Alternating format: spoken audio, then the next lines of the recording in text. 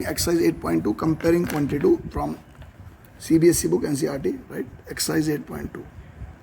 सबसे पहले मैं अपने प्यारे बच्चों को बोलता हूँ, सबसे पहले क्वेश्चन पढ़िए और क्वेश्चन को समझिए। फटाफट आंसर कॉपी करने वाला काम मत करना। जब भी आप मेरे वीडियो को देखें, कॉपी लेके बैठिए, बुक लेके बैठिए, पढ़िए, क्योंकि मैं केवल क्वेश्चन बोलता हूँ, आप उसको पढ़ के देखिए। क्या पता मेरी अंग्रेजी अच्छी ना हो, आपको ढंग से समझना है, या मेरी आवाज़ अच्छा ना हो, तो आप सबसे पहले अपने बुक को जरूर लेके बैठिए, ठीक है। A man got a 10% increase in his salary. एक आदमी की सैलरी 10% बढ़ गई और उसकी नई सैलरी 1,54,000 है, तो उसकी ओरिजिनल सैलरी कितनी होगी? देखो, अ मैन गॉट 10, देखो, लेट ओरिजिनल सैलरी, मान लीजिए उस आदमी को शुरू में 100 रुपये सैलरी मिलता होगा, अब उसकी तनख्वाह 10% बढ़ गई। 10% का मतलब होता है 100 में 10 बढ़ गया, तो उसकी जो न्यू सैलरी हो गई, कितनी हो गई? 110%। पहले 100% मिलता था, अब 10% बढ़ गया, तो कितना हो गया? 110% हो गया। और वो ये भी कह रहा है कि उसकी नई सैलरी 1,54,000 है, 1,54,000। तो उसकी पुरानी सैलरी कितनी है? देखो, किस let original salary be x. अगर ओरिजिनल सैलरी उस हिसाब से एक्स होगा हमारा। देखिए, अब इसका मतलब है किसी चीज़ का 110%, 1,54,000 है, तो इस एक्स की वैल्यू कितनी होगी? देखो, 110/100 into x is equal to 154,000।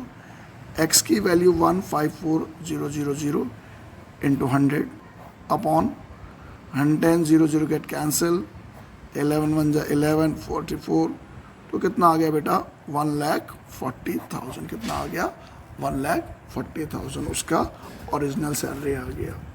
Now question number 2, ठीक है। क्वेश्चन नंबर 2 कह रहा मैं, ऑन संडे को 8:45 लोग जू में जाते हैं।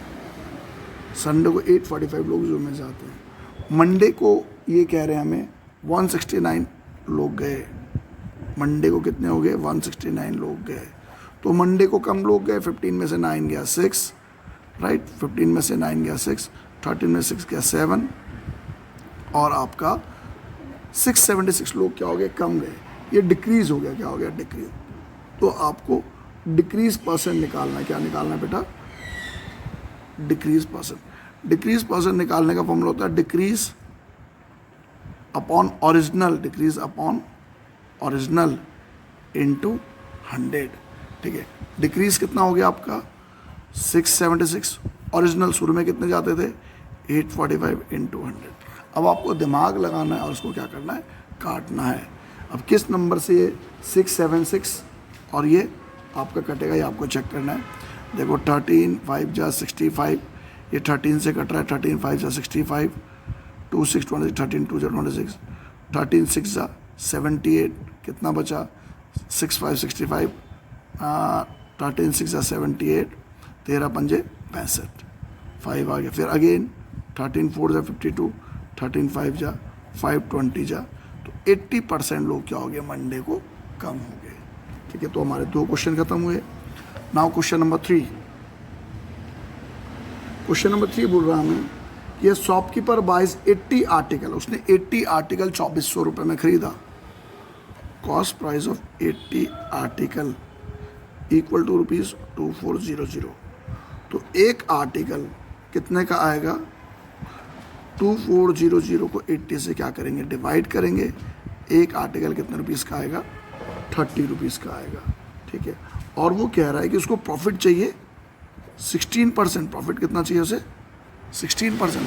16% प्रॉफिट का मतलब 100 रुपये की चीज़ में उसे 16 रुपये का फ़ायदा चाहिए। 100 रुपये की चीज़ में कितना रुपये का फ़ायदा चाहिए? 16 रुपये की चीज़, 16 रुपये का। तो 30 रुपीज़ की चीज़ में कितना चाहिए? 16 3 जा 48, नीचे 10 लिखा है, तो प्रॉफिट कितना चाहिए इसे? 4.8। मैं इतना काटा इसलिए नहीं, ताकि ईजी हो जाए आपको सॉल्व करने के लिए। 30 रुपये की चीज़, 4.8 का फ़ायदा, तो सेलिंग प्राइस क्या आएगा बेटा? Cost price plus profit. क्या बोला मैंने? Cost price plus profit. Cost price how much? 30, profit how much? 4.8।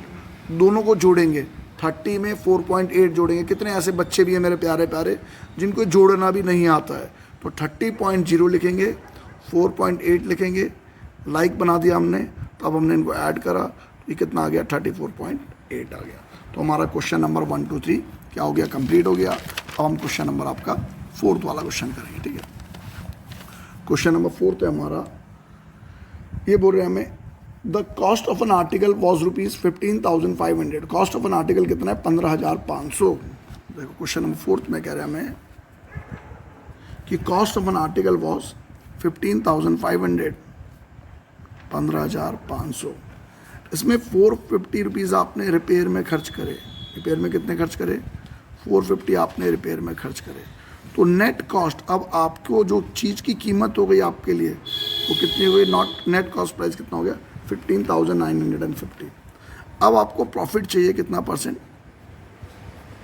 15%। Profit कितना चाहिए आपको, 15% चाहिए।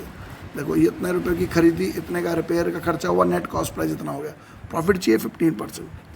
15% का मतलब 100 रुपये में 15 का फ़ायदा चाहिए, 100 में 15 का फ़ायदा चाहिए। तो इसमें कितने का फ़ायदा चाहिए, 0 0 गेट कैंसिल, 1595 को 15 से मल्टीप्लाई करिए, 5 5 25, 5 9 45 47,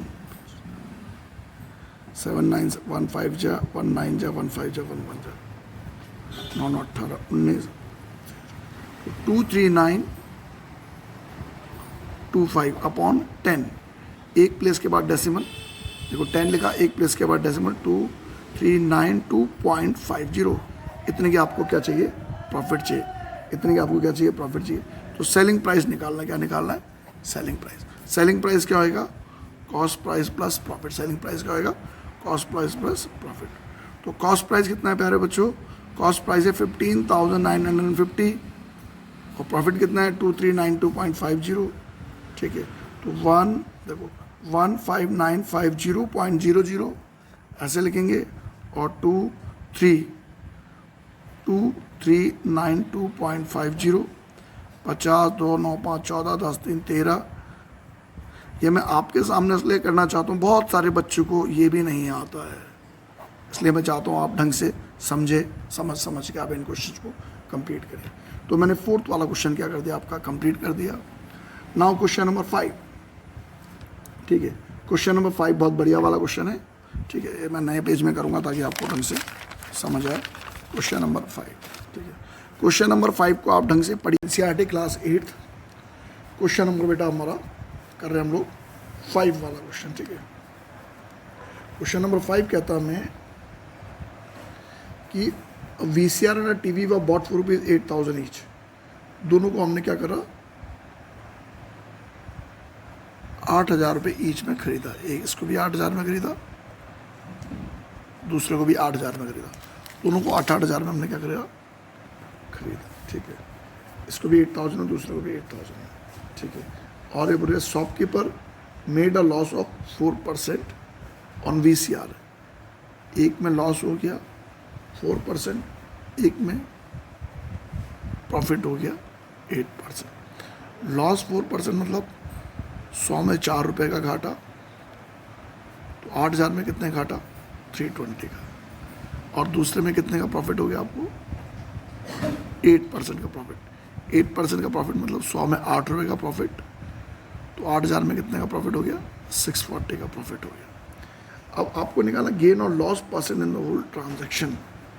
देखो ध्यान से सुनेंगे आप, तो इसमें क्या हो रहा है आपका 320 का लॉस, 640 का प्रॉफिट। तो आपका सेलिंग प्राइस 8,000 की चीज़, 320 रुपये का लॉस, तो सेलिंग प्राइस क्या होएगा, कॉस्ट प्राइस माइनस लॉस। मतलब 8,000 में से 320 को माइनस करेंगे तो 7,680 आपका क्या आ गया, सेलिंग प्राइस। दूसरे केस में कॉस्ट प्राइस प्लस प्रॉफिट, मतलब 8,000 की चीज़, 640 का प्रॉफिट, 8,640। तो अब हम लिख रहे हैं net selling price. Net selling price मतलब हमने इतने और इतने दोनों हमारे सेलिंग प्राइस है, दोनों को जोड़ा हमने 8,640, 7,680, 8,640 और 7,680।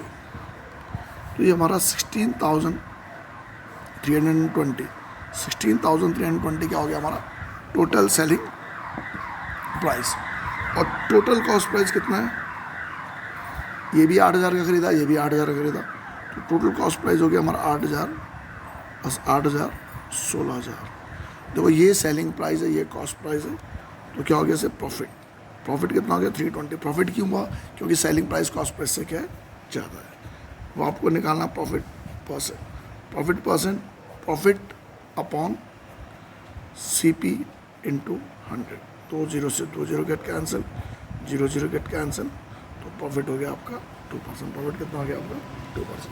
तो क्वेश्चन नंबर 5 हमारा क्या हो गया, कंप्लीट हो गया। नाउ क्वेश्चन नंबर हम 6 करेंगे। क्वेश्चन नंबर 6 में कह रहा है हमें वो सेल हो रहा है, a shop offered a discount of 10%, a shop offered a discount of 10% on the mark price of all the item. 10% का क्या मिल रहा है आपको, डिस्काउंट मिल रहा है on the mark price of.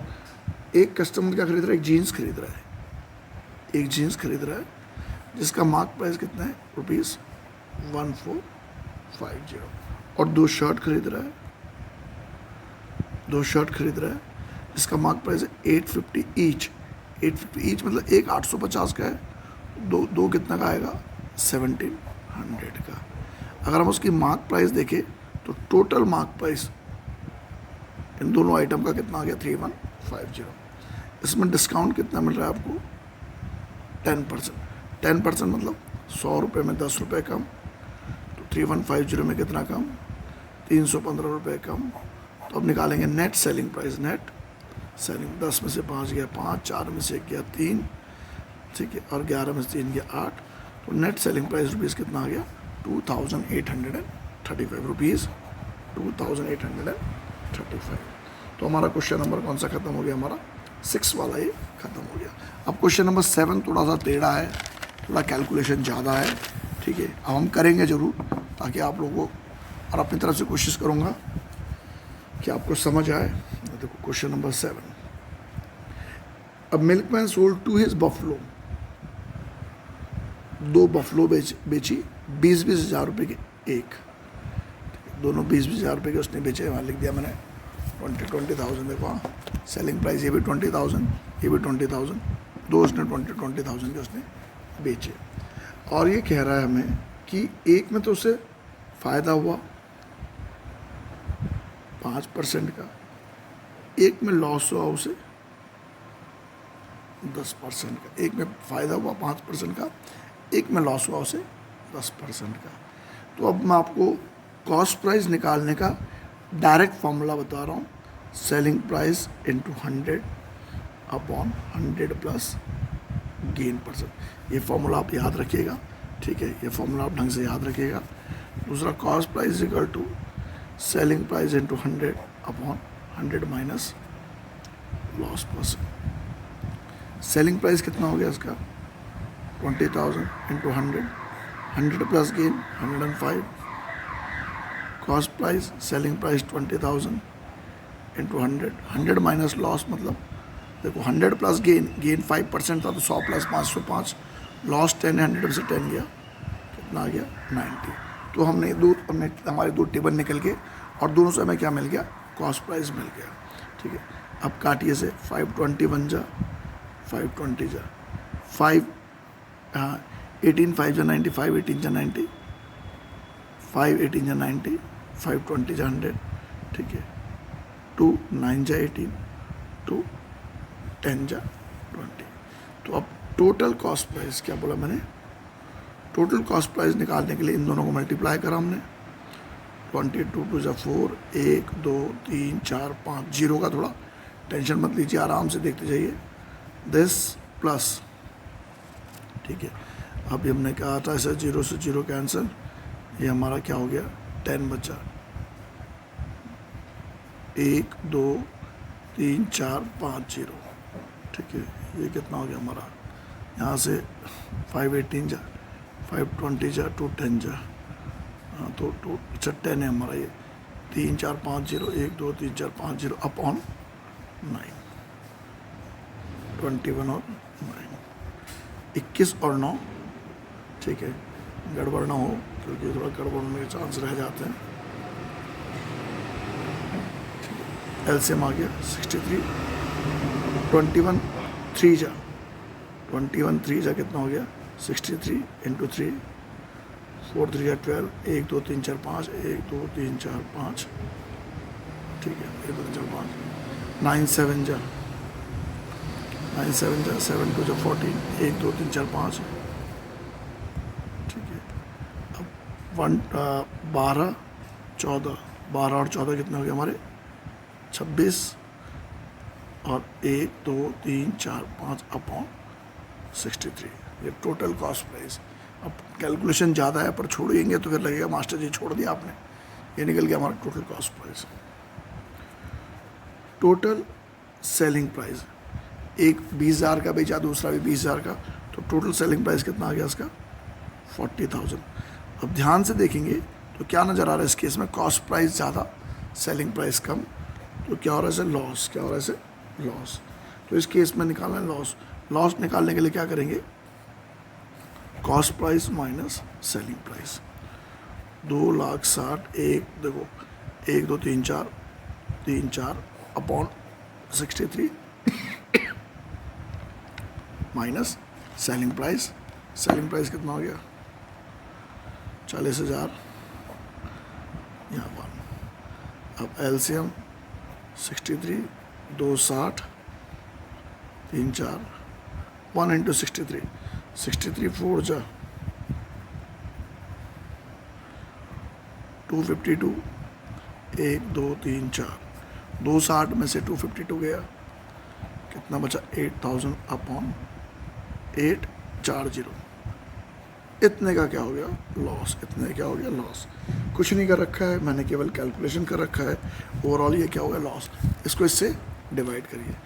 अब 1 2 3 4 63 से डिवाइड करके 63 1 जा 63, 10 में से 3 गया 7, और 10 में 3 गया 7, 7 में 6 गया 170, 63 2 जा 126, 10 में 6 गया 4, और 6 में से 2 गया 540, 63 8 जा 8 दिया 24, 8 जा 504, ठीक है।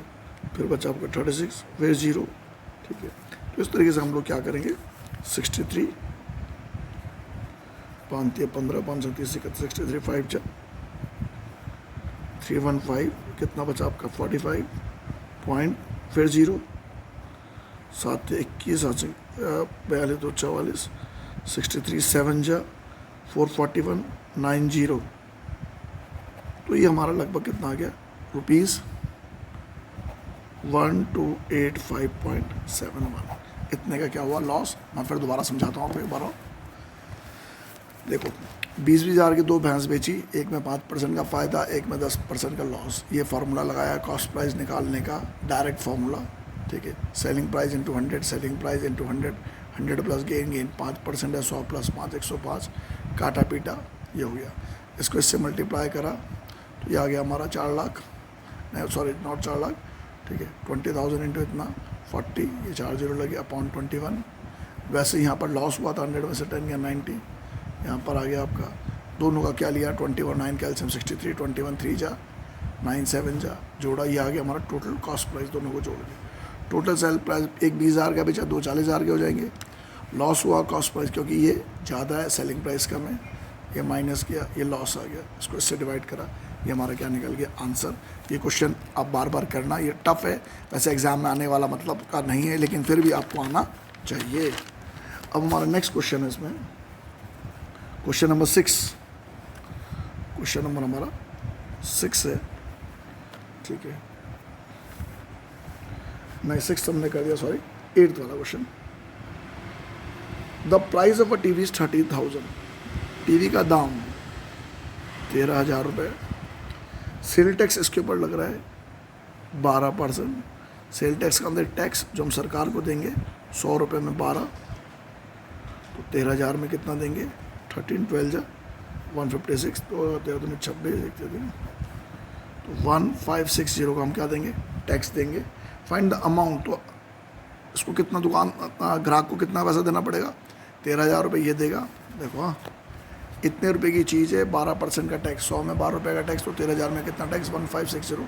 तो कितना पैसा पे करना पड़ा, 13,000 में 1560 और 14,560 रुपये में पे करने पड़ेंगे। ठीक है, नाउ क्वेश्चन नंबर 9। क्वेश्चन 9 में बोल रहे Arun bought a pair of skates, जहाँ 20% का क्या मिल रहा था, डिस्काउंट मिल रहा था, जहाँ 20% का डिस्काउंट मिल रहा था। इफ द अमाउंट पे, देखो अगर किसी चीज़ का मार्क प्राइस 100 है और डिस्काउंट 20% मिल रहा है, तो आपको 100 रुपये का चीज़ कितने मिल रहा है, 80% में मिल रहा है। 100% वाली चीज़ 20% मिल रहा है, 80% में मिल रहा है। तो किसी चीज़ को अगर कोई आदमी कितने का खरीदता है, 1600 का खरीदता है, किसी चीज़ का 80% क्या है, इसका मतलब 1600 खरीद 1600 में रहा है, घटे हुए दाम में खरीद रहा है, 80% में खरीद रहा है, तो इस चीज़ का दाम कितना होएगा, 80/100 into x is equal to 1600 into 100/80, 0 get cancel, x का वैल्यू कितना आ गया आपका 2000। तो चीज़ का मार्क प्राइस कितना है, 2000 है। Last question, question number 10। I purchase a hair dryer for rupees इतना, मैंने एक हेयर ड्रायर खरीदा, कितने में खरीदा, 5400, जिसमें वैट इंक्लूड है कितना परसेंट, 8%। अगर आप समझे इस बात को, तो मान लो 100 रुपये की चीज़ है, इसमें टैक्स लग रहा है कितना परसेंट, 8%। तो 100 का चीज़ हमें कितने का मिलेगा, इंक्लूडिंग टैक्स, इंक्लूडिंग टैक्स कितने का मिलेगा हमें, 108% में। कितने मिलेगा, 108% में। तो ये जो आदमी 5400 रुपये का चीज़ खरीद रहा है, इसमें टैक्स शामिल है, तो इसका मतलब हो गया 108% किसी चीज़ का 5400 है, तो उसकी कीमत, एक्चुअल कीमत बिना टैक्स के कितनी होगी, ये निकालने का। देखिए एक्स कैसे निकलेगा, 5400 इंटू 100/108, तो इसका मतलब उसका जो कीमत है वो कितना है, 5000 रुपये। कितना है, 5000 रुपये। अगर आप टैक्स नहीं जोड़ेंगे तो उसका कीमत कितना है, 5000 है। Thank you for watching my channel.